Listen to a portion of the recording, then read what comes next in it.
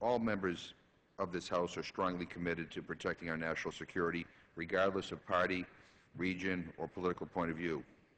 It has been the tradition of the House Armed Services Committee at the staff and member level to work in a bipartisan way to carefully craft the annual defense authorizations bill. And I recognize Chairman Buck McKeon and Ranking Member Adam Smith for continuing that collegiality. Given such a tradition, it comes as a surprise to see so many provisions in H.R. 1540 that attempt to repudiate and attack several of the President's national security policies.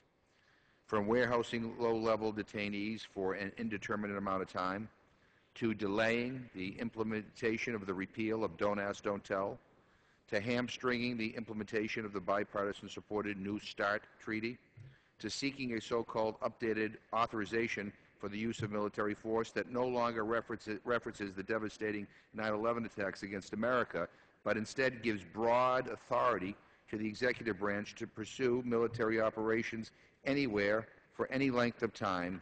Such changes have all the appearance of a partisan agenda. Yesterday, I expressed my hope that the Rules Committee would make and order amendments so that a broad range of issues and recommendations might be considered and voted upon by this body. Over 200 amendments were submitted to the Rules Committee for consideration, and 152 amendments were made in order. But each amendment only receives 10 minutes of debate time, evenly divided between supporters and opponents. When the House is debating whether to significantly change and expand the authority under which the President, any President, may send women into harm's way without consulting Congress and under the vague terminology of fighting global terrorism, is 10 minutes really enough time to give this grave matter the attention it deserves? When military operations are underway in Libya, is 10 minutes really enough time to debate whether ground troops should not be deployed under any circumstances?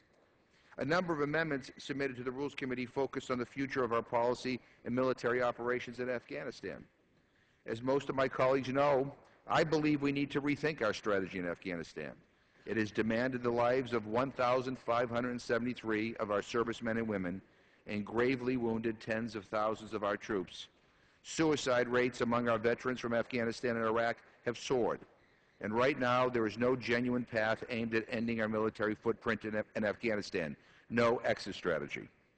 The death of Osama bin Laden creates an opportunity for us to re-examine our policy in Afghanistan and ask the President exactly how and when he will bring the last troops home to their families and to their communities.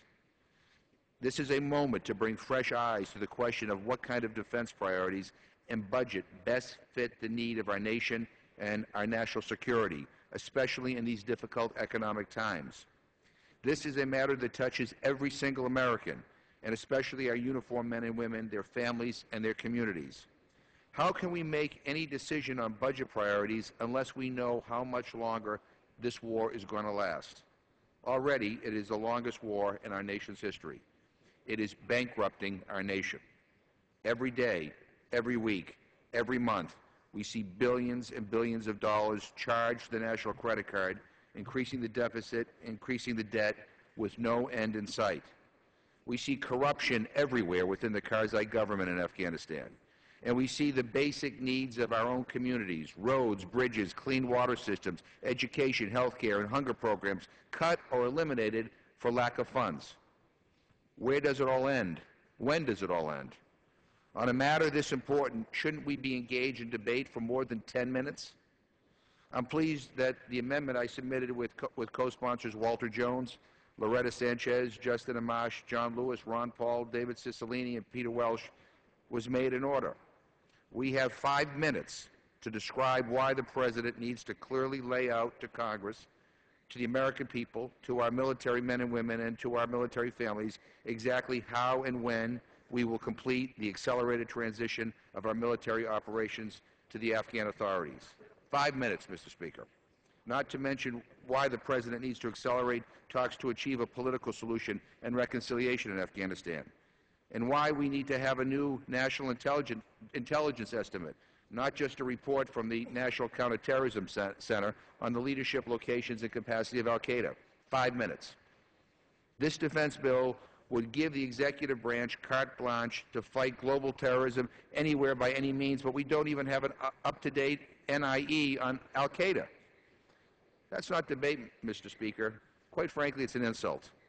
Not to mention that if we add up the time of all the amendments, at best the debate on the future of U.S. military operations in Afghanistan might begin as early as 10 or 11 o'clock tonight, but most likely even later.